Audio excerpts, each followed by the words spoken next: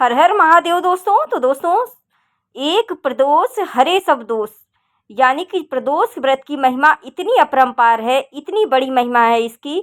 और खास करके जब ये सावन में पड़ जाता है तो और भी खास हो जाता है। और जो कि अब की बार का जो ये प्रदोष होगा, ये बहुत ही शुभ संयोग लेके आ रहा है, क्योंकि इसमें एक नहीं, दो नहीं, तीन तीन तिथियां शुभ मिल रही हैं, शुभ मुहूर्त मिल रहा है, जिसमें आप प्रदोष का व्रत करेंगे तो इसमें हर मनचाही इच्छा पूर्ण होगी।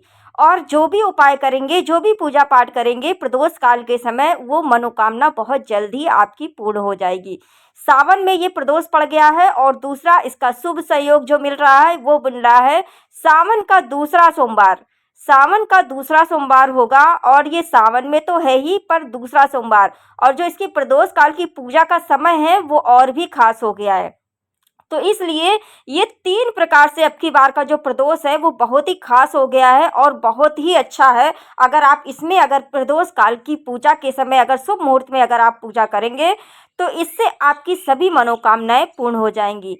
प्रदोष का व्रत करने से, चाहे वो काल सर्प दोष हो, किसी भी प्रकार का दोष हो, ग्रह दोष हो, कुंडली दोष हो, दहलीज दोष हो, आपके किसी भी प्रकार का दोष हो, ये सब समाप्त कर देता है प्रदोष व्रत। क्योंकि जब आप किसी मुसीबत से हार चुके हैं, परेशान हो चुके हैं, तब आप प्रदोष का व्रत करते हैं, तो ये अत्यंत ही शीघ्र फल देने वाला प्रदोष व्रत होता है।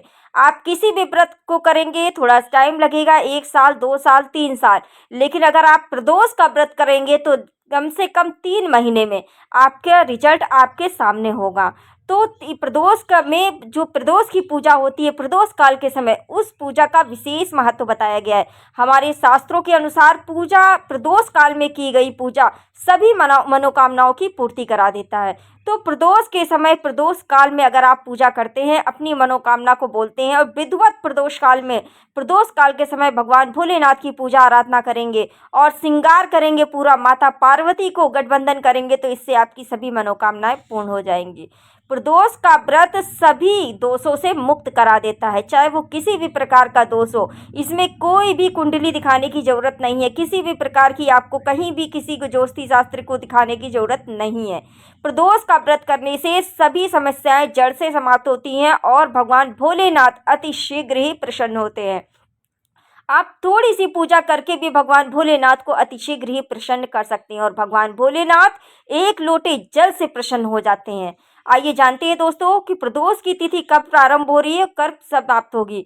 तो त्रयोदशी तिथि जो प्रारंभ होगी वो होगी 10 अगस्त सुबह, सोमवार दिन, सोमवार 10 अगस्त सुबह 8 बजे से ये प्रारंभ हो जाएगी। और त्रयोदशी तिथि समाप्त होगी 11 अगस्त दिन मंगलवार प्रातः काल 4:54 पर ये समाप्त हो जाएगी।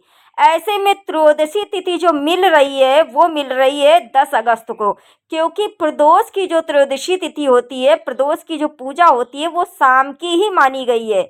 शुभ पूजा जो होती है शुभ मुहूर्त में ही शाम को ही मानी गई है प्रदोष काल के समय।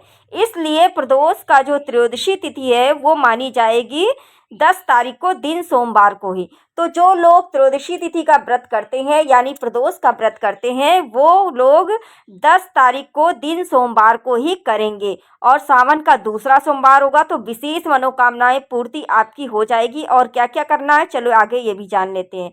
तो देखिए, जो लोग प्रदोष का व्रत करेंगे वो लोग 10 अगस्त को ही करेंगे। और अब जान लेते हैं मासिक शिवरात्रि। तो देखिए, मासिक शिवरात्रि का जो प्रारंभ हो रहा है वो हो रहा है दिन मंगलवार सुबह 4:56 से ये प्रारंभ होगी, और मासिक शिवरात्रि समाप्त होगी रात में जाकर के 1:55 लगभग 2 बजे। तो ऐसे में जो मासिक शिवरात्रि व्रत करते हैं वो 11 अगस्त को ही करेंगे, पूरा दिन शिवरात्रि होगी। और शिवरात्रि की पूजा मतलब पूरी रात की पूजा होती है।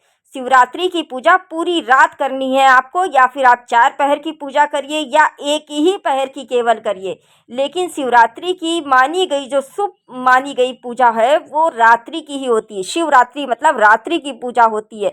रात्रि की पूजा भगवान भोलेनाथ को आप प्रसन्न कर सकते हैं, अभिषेक करें, और पंचामृत हो तो पंचामृत से अभिषेक करें। आपके पास जो हो यथाशक्ति संभव जितना सामान हो उस सामान से आपको पूजा आराधना करनी चाहिए।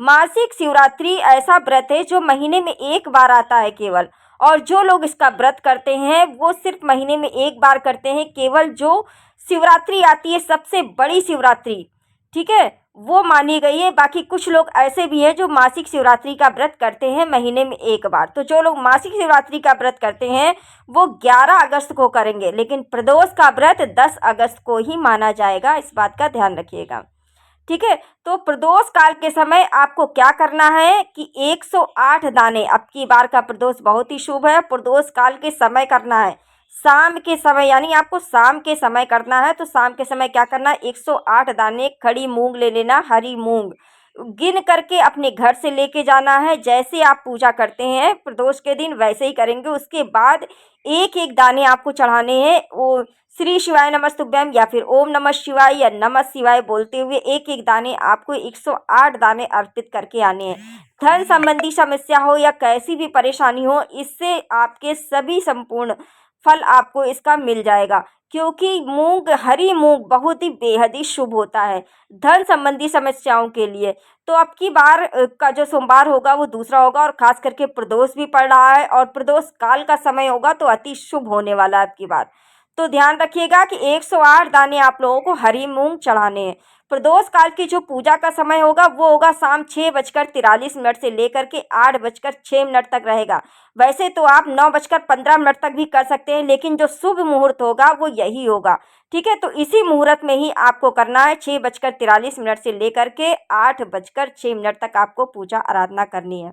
और एक बात का ध्यान रखिएगा, आपकी बार प्रदोष काल में जब भी जाइएगा तो 5 दीपक आपको प्रदोष के दिन आपको लगाने ही लगाने हैं।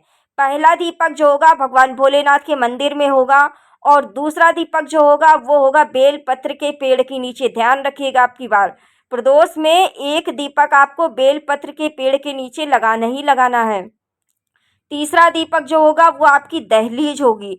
चौथा दीपक जो होगा वो तुलसी का पेड़ होगा, और पांचवा दीपक आपके घर का मंदिर का होना चाहिए, भगवान भोलेनाथ का। तो 5 दीपक ये प्रदोष के दिन अब की बार आपको लगाने ही लगाने, नहीं लगाते हैं तो ध्यान रखिएगा, प्रदोष के दिन अब की बार आपको ये 5 दीपक लगा के आने हैं, क्योंकि ये शुभ संयोग बन रहा है और शुभ मुहूर्त में जाना है आपको। प्रदोष काल के शुभ मुहूर्त पर ही ये 5 दीपक लगाने हैं आपको। इससे आपकी सभी मनोकामनाएं पूर्ण होगी, और जो भी आपकी मनोकामना है वो हरी मूंग चढ़ाते हुए आपको बोलना है। 108 दाने श्री शिवाय नमस्तुभ्यम या ओम नमः शिवाय या नमः शिवाय करते हुए चुपचाप बैठ करके आपको 108 दाने अर्पित करके आने हैं भगवान भोलेनाथ के पास मंदिर में बैठ करके। उसके बाद अपनी मनोकामनाओं को बोलना है, और 5-10 मिनट शांति से आंख बंद करके चुपचाप बैठना है। भगवान भोलेनाथ से प्रार्थना करो, अपने मन की बात कहो, बहुत जल्दी आपकी मनोकामना पूर्ण हो जाएगी। और इस तरीके से अगर भगवान माता पार्वती हैं तो उनको श्रृंगार का सामान भी चढ़ा सकते हैं। और सिंदूर, जो भी महिलाएं हैं वो सिंदूर लगा करके आप लोग श्रृंगार जरूर से जरूर आप लोग ले लीजिएगा सिंदूर, ठीक है। तो सुहाग जरूर ले लीजिएगा, इस तरीके से आपको करना है। और अगर माता पार्वती हैं तो गठबंधन जरूर से जरूर कर दीजिएगा आपकी बार, ये भी शुभ संयोग है, और इस तरीके से आपको गठबंधन करके आना है, क्योंकि प्रदोष का दिन बहुत ही अति शुभ है अब की बार का। तो ध्यान रखिएगा, सोने पे सुहागा हो गया है अब की बार, प्रदोष का दिन बहुत ही शुभ है, और दूसरा सोमवार भी है। इस तरीके से आपको पूजा आराधना करनी है। प्रदोष काल भगवान भोलेनाथ का दिन होता है, और भगवान भोलेनाथ सभी के कष्टों को हर लेते हैं, चाहे वो किसी भी प्रकार का कष्ट हो, कैसी भी समस्या हो, कैसी भी आपकी दुख की घड़ी हो, वो सब जो है हर लेंगे। और भगवान भोलेनाथ की पूजा ऐसी होती है कि आप किसी भी संकट से घिरे हैं, खास करके अगर रोजी रोजगार आपके पास नहीं है या किसी प्रकार की परेशानी है, तो मात्र 3 महीने में ये समस्या समाप्त होती है। मात्र 3 महीने में अगर आपकी दिक्कत चली आ रही, किसी भी प्रकार की परेशानी है, तो आप प्रदोष के समय, प्रदोष काल में अपनी बात को कहना है, और आपकी आज की जो भी समस्या होगी वो जड़ से समाप्त होगी। खास करके रोजी रोजगार या फिर आपका काम धंधा व्यापार नहीं चल रहा है, इससे आपको तुरंत रिलीफ मिलेगा, क्योंकि ये व्रत बहुत ही सरल तो है। और प्रदोष के व्रत में मीठा ही खाया जाता है, फलाहार किया जाता है, मीठा ही खाने का विधान है, नमक वगैरह आपको नहीं खाना होता है प्रदोष के दिन। आशा करती हूँ कि मैंने सभी बातें आपको समझाई है, इस तरीके से आपको प्रदोष का व्रत करना चाहिए। और दोस्तों, चैनल पर पहली बार आए हैं तो प्लीज़ चैनल को सब्सक्राइब कर लीजिएगा। मेरा वीडियो थोड़ा भी पसंद आया हो तो प्लीज़ एक लाइक मार के जाइएगा, क्योंकि आपके एक लाइक और एक सब्सक्राइब से हमें बहुत ही अधिक हिम्मत और प्रेरणा मिलती है।